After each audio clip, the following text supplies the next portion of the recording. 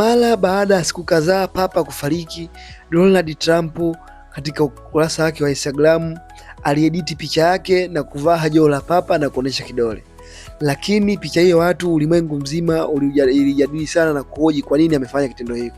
Lakini mara baada ya kuchaguliwa papa mpya, Papa Robert Prevost, sasa hivi ndo amejua kwa nini alivaa lile joho.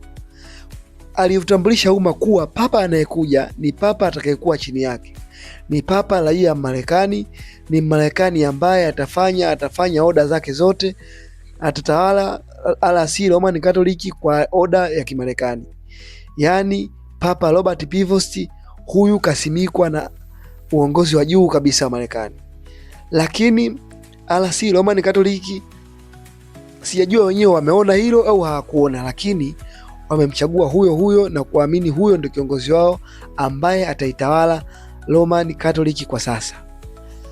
Huu ulikuwa mpango wa siri wa ndani kabisa ambao Donald Trump alijaribu kutuonyesha mtego huu. Kama tuna akili tuweze kufikiria tangu kuanzia siku ile aliyoposti picha yake Instagram, picha ambayo aliediti kuwa yeye kavaa joho, lakini watu walisema kani yeye anataka kugombea ujoho wakati hakuwa miongoni mwa makardinali. Lakini mara baada ya Cardinal Robert Prevost ambaye ni raia wa Kimarekani kupata ile joho, imefanya watu wengi kurudi nyuma na kuanza kufikia ile picha kuwa Donald Trump alianza kutuambia kuwa papa ajaye ni atakuwa papa wa kwake, ni papa ambaye atakayetawala, ni papa ambaye atakayefuata baadhi ya oda zake na ataobei muda huo. Lakini huo ni mpango wa siri ambao atakaotimiza yeye na taifa lake anaolitambulisha kwa sasa. Robert Prevost, huu ulikuwa mpango wa siri wa Marekani kusimika katika makao yao makuu ya kipapa pale Roman Catholic. Makao ya Roman Catholic kwa sasa yanatawala chini ya Marekani, yaani chini ya kiongozi, chini ya papa Marekani. Hivyo kwa nini Donald Trump aposti picha kuwa yeye ameediti kuwa na joho la kipapa kwenye akaunti yake ya Instagram?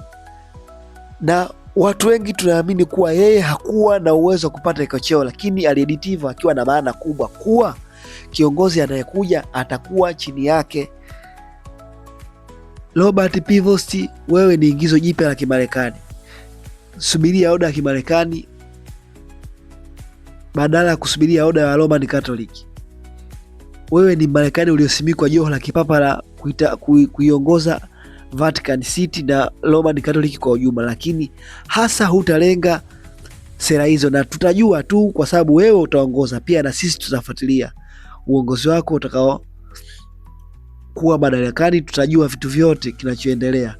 Na hivyo lakini kwa binafsi yangu, kwa upande wangu, sitashangaa endapo kuwa papa atafuata oda za Kimarekani na ataweka sheria zake ambazo zisizoeleweka.